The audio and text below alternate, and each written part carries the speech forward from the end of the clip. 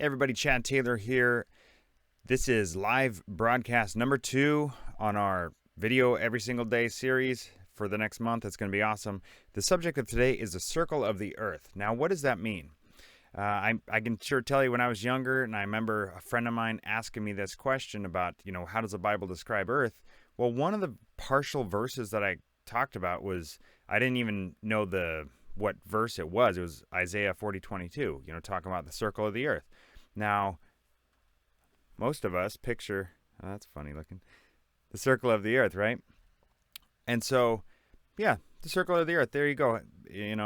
Bible talks about earth as a circle and it's a ball, and that's that. So move on. Well, there's a whole lot more to it than that. So going into, obviously we're going to be reading significantly from this for the next month, going over different subjects, because I've compiled in the Bible many different subjects. One of them dealing with the circle of the earth. So this is what I'm referencing. I'm going to go online now, and you can follow along. So if you do have the book, definitely open it up, check this out. But we go to page 288. Let me turn this on so you can see what's going on. All right. This is towards the bottom. 285, 288. So you look at the bottom left here. This is the dictionary section of all the words that are circled in the Bible, all the words that are underlined in this book. If you go to the end of the book, all of those words are compiled so you can see where in the book certain words are. And so if you look at circle, there's a closed plane curve, every point of which is equidistant from a fixed point within the curve. Circle, here's another definition: a path that goes around a central point. So let's just here 26, 46, and 50, just for simplicity. Also, one thing I want to point out too is if you look at circle, circle, circuit, circuit, and words like compass and compassed, it's amazing how they are, really talking about a circle. And so just and how much they all fit together, like the circuit and the course. The course is another one too, as far as the circuit and the course of the sun, moon, and stars. And just a little side note there. So I'm going to do my best to keep on topic here. And I'm sorry I didn't do this yet. I'm going to do a 10-minute timer because I want to keep this short, sweet. It'll timer 10 minutes. Start. Here we go. 10 minutes. All right. So now we look. So let's go up to page 26 now. Check this out so we can see what is the first example in the book. What does that show?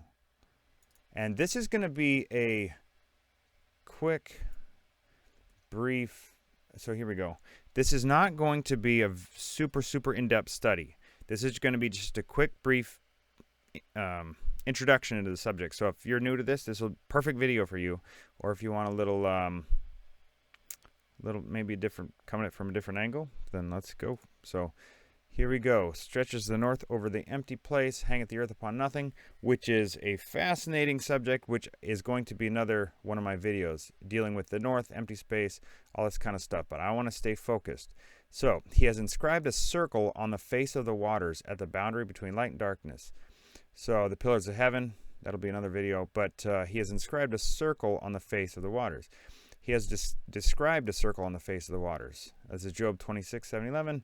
And so, he inscribed a circle on the face of the waters. Face, also in the back of the book, has, you can read the definition of face. And you don't get any kind of curvature on a face. Let's see here, like the face of die or, things like that. So anyway, or think of it this way regarding the face is one side of something. A face is one side of something. So let's see here, 46. Let's see, we're going to page 46. Come on, stay focused. Stay on target. So 46. Scroll down to 46. Here we go. So Proverbs 8:27. Let's see. When he drew a circle on the face of the deep, when he made firm the skies above, as for instance, the firmament, which is what the video we covered yesterday, made firm the skies above. Firmament, made firm the skies above. Okay, but this one, when he drew a circle on the face of the deep. Here, this is interesting right here. When he set a compass upon the face of the depth. Well, a lot of times when you picture a compass, you know, you picture the little thing, the magnetic north thing, and you carry it with you in the woods, and, you know, when you're Cub Scouts or whatever. Well, that's the kind of compass we think about. Well, look up a compass, what that is. Another compass that's significantly older in the history. Oh, man, did I lose? Oh, there it is.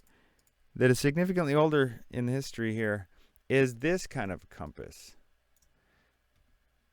You know, a stick and a stick with a pivoting point, and you can draw circles. God drew a circle on the face of the deep. God marked out the foundations of the earth, which is also, you can see another example of that right here. You know, measuring line stretched across. Anyway, I don't want to get off topic here. So that was on page 46. Does this notice anything interesting with this as well? Is there a certain group of people in pretty much every city in the country that has an insignia of this on their hat or in their logo on their buildings? And maybe even some of you watching this have experience with that. Anyway, just a little side note there. All right, so 50. Isaiah 40:22. Here's the one that everybody wants to quote that says that Earth is a spinning ball, or at least Earth is a globe. So, it is he that sitteth upon the circle of the earth, circle of the earth, and the inhabitants thereof as grasshoppers. So, from his perspective, you know, just like the giants in Numbers 13:33, if I remember right, I'm pretty sure that's the right verse, with, you know, looking like grasshoppers, just from being big and your perspective far away. That's my take on this anyway. That stretches out the heavens as a curtain and spread them as a tent to dwell. And this talks about the firmament as well. I don't have time to get back into that. But so the circle of the earth, he sits enthroned above, upon. So 4 out of the 5 say above, 1 says upon. Above, they say above. Above. The circle of the earth, circle. And I just want to do a little elementary grade thing. I don't mean to belittle anybody by any means, but this is a circle. Oh, let's see, am I screwing up the thing? Whatever, I'm screwing up stuff here. Circle. Sphere. Circle. Sphere. I'm sorry, I know I'm throwing things out of whack, but I just... Circle. Sphere. Do I need to show it again? Circle, sphere. A sphere is not a circle. A circle is not a sphere. Think of... Okay, I don't want to get off topic. I'm sorry. Okay, so page... Okay, now let's go to page 253. I'm sorry, there's so much more I want to talk about, but this is an introduction. We're scratching the surface here. So 253. Okay. Also, while I'm right here, let me show you this. Yesterday's the firmament. I didn't show this page. This is another extremely... I'm sorry. There it is. This is another extremely important page here. The firmament. It breaks down in the book the verses that discuss this. So the firmament is also referred to as the dome. Check that out. Go to those pages in the book. It's a huge cross-reference, basically. So it'll save a huge amount of time. So if we go to page 253, and guys, every one of these I'm going to get better at and more efficient at, and not quite so all over the place. So please bear with me. 253. Oh yeah, right there. So when you talk about, well, how do you navigate on a circle? Wouldn't you just continue, say if you start north and head west, wouldn't you just go out here and, you know, eventually fall off some edge? And that's kind of the thing that we're all brought up to believe, is that, you know, our ancestors were a bunch of moronic idiots, and they believed that there was dragons and all this kind of stuff. And that's the stuff that all of us are brought up hearing. So we think of this subject of some still motionless, plane of an Earth as being totally idiotic. But so check this out. So navigation north in the center. Well, if you keep north to your right and you walk this way, you're headed west, it's going to continue to go around and around and around. It's going to continue to go just like that. It changes nothing. So no, navigation does not change whatsoever. There's a simple example of, this is 3 different compasses here. So get a good look at that. Anyway, discuss that subject more. And let's go to page 259 also. This is interesting. Ooh, different subject for a different day. Cycles. Okay, so this is another one I want to talk about. So dealing with circular and the cycles of the Earth is being a circle. So it's, in the Bible, talks a lot about the course that the sun, moon, and stars take, and the circuits that they're on. Also the course of the wind and the circuits of the wind and all this kind of stuff. And let's see. So yeah, so you can see it going around and around in circles. So let's just read this. So the sun hurries back to where it rises. So that makes no sense. That this is from another part of the book as well that I'm referencing here, but about the sun hurrying back to where it rises, because it's going in a big circle above a still motionless Earth. And okay, there's that. Now, guys, one thing too with this subject is I saw a video yesterday from I've only seen a couple of the guy's videos, but I'm gonna say his name because he made it public. He made this a public statement, so I will publicly say this too. But his video was from Kent Hovind just a couple days ago that I saw, and his take, and this has to be the take of so many people, is that this subject is to discredit the Bible. That the Earth is really a spinning globe. That you guys can barely see what that is there because of the background and all that. So the Earth is really this for absolute, and so people are saying the Bible says it's something else, so therefore we're discrediting the Bible. That's totally bass-ackwards, right? I am saying, and millions of other people are saying, that the Bible is 100% truth, 100%, and that the world is full of crap, and that all the images you see are completely false. All right, time's up.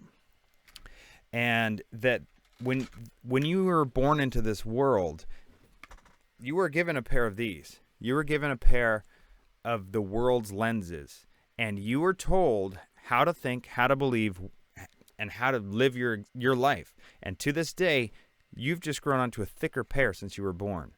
And so have I. And so has everybody else that we know. And so when we look into the subject of Earth, we see this everywhere we go. And so we read our Bible and we go, circle of the earth, circle of the earth.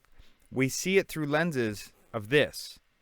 And so we go, yeah, it's a circle. And you see these astronaut, I'm going to stay nice here. You see these astronauts that say, yes, I was in space and the Earth is a circle. And we go, yeah, see, it's one of these. It's a sphere. No, he didn't say sphere. He said a circle. So therefore, you can't say that he's even saying this, first of all.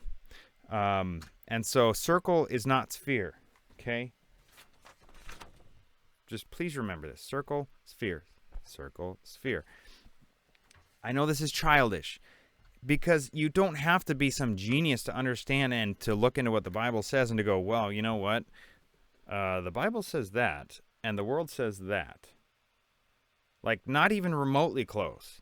I am having a hard time seeing anything about the Earth that the world says and the Bible agrees on. Like, I'm finding very few things, except for, the Bible says that there's wind, of course. But I'm just saying the understanding and the descriptions of the Earth. Off the top of my head, I can't think of a single thing. So, anyway, let's see. You know what? Let's call it good. 10 minutes is up. Thank you guys so much.